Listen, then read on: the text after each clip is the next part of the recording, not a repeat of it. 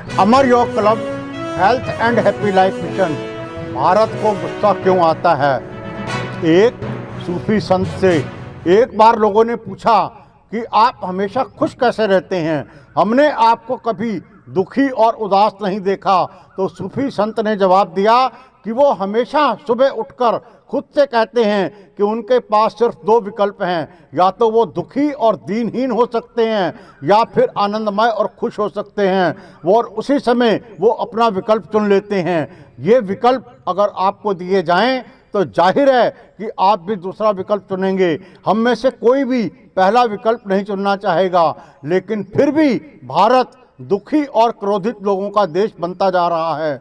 भारत के लोगों को मुस्कुराने में बहुत संकोच होता है और वो दिन के 24 घंटे में से एक बड़े हिस्से में परेशान और उदास ही रहते हैं। ये बात मैं नहीं कह रहा, ये बात वर्ल्ड हैप्पीनेस रिपोर्ट कह रही है कि खुश रहने के मामले में भारत दुनिया के कई गरीब देशों से भी पिछड़ा हुआ है। वर्ल्ड हैप्पीनेस इंडेक्स के मुताबिक हर बार दुनिया में सबसे ज़्यादा खुश देशों की लिस्ट बनाई जाती है, तो उसमें भारत, चीन, पाकिस्तान, बांग्लादेश, नेपाल और श्रीलंका जैसे पड़ोसी देशों से भी भारत के मुकाबले से ज़्यादा खुश हैं। इस इंडेक्स में भारत की रैंकिंग पिछले कई वर्षों से लगातार गिरती जा रही है, लेकिन आजकल थोड़ी ऊपर उठ रही है 2-3 साल से। कुल मिलाकर ध्यान देने वाली बात यह है कि भारतीय लोग मुस्कुराने और खुश रहने के मामले में बहुत पीछे हैं। सभी लोग जीवन की छोटी छोटी खुशियों को महत्व को नहीं समझते, यानी कि भारत के दो लोगों की खुशियों में काफ़ी असमानता है। कोई बहुत पैसे कमाकर भी दुखी है तो कोई किसी को 2 रोटी में भी खुशी नज़र आ रही है।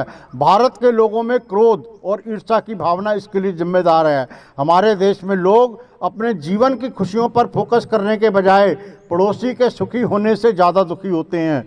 किसी दूसरे के घर में बड़ी गाड़ी आ जाए तो उससे ईर्ष्या करने लगते हैं। किसी दूसरे का प्रमोशन हो जाए, उससे सफलता मिल जाए तो लोग उसका भी दुख मनाते हैं। दोस्त का, पड़ोसी का बच्चा अगर फर्स्ट आ जाए तो वो और भी दुखी होते हैं। ये फितरत भारत के लोगों को दुखी और उदास देश बनाती जा रही है।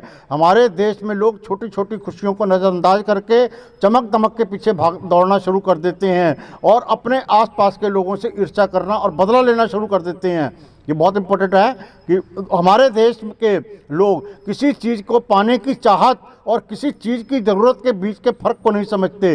चाहत पूरी होने के बाद भी लोगों में बेचैनी रहती है, जबकि ज़रूरत पूरी होने पर थोड़े समय के लिए ही सही लेकिन संतोष मिलता है। हम ऐसे मुद्दों पर कई बार ध्यान केंद्रित करते हैं जिससे हमारे देश का समय बर्बाद होता है और हम किसी को दुख मिलता है।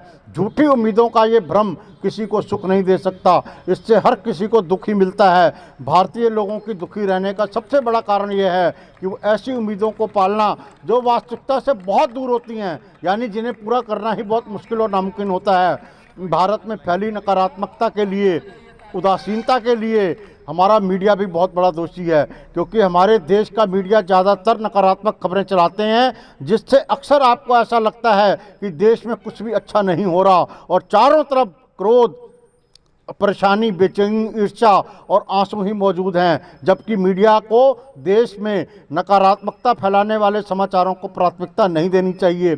ऐसा नहीं है कि देश में सब कुछ बुरा ही हो रहा है, बहुत कुछ ऐसा है जो अच्छा भी हो रहा है, जिसे लेकर के आप खुश भी हो सकते हैं। एक रिपोर्ट के मुताबिक बचत के मामले में भारतीय लोग दुनिया में दूसरे नंबर पर हैं, यानी चीन के बाद भारत के लोग सबसे ज़्यादा बचत करते हैं। और खुशी की बात यह है कि भारत दुनिया का सबसे युवा देश है।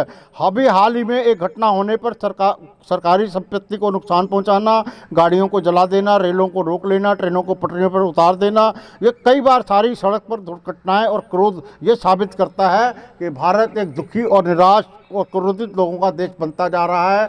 लेकिन आप अपने जीवन में थोड़ा सा बदलाव ला करके, जबकि भारत हमारा देश आध्यात्मिक देश माना जाता था, लेकिन हम पुनः उस योग, ध्यान और अध्यात्म की पटरी पर ला करके अपने आप को और अपने देश में काफ़ी कुछ क्रांति घटित कर सकते हैं। सुख, शांति और आनंद से जीवन को बिता सकते हैं। अमर योग club health and happy life.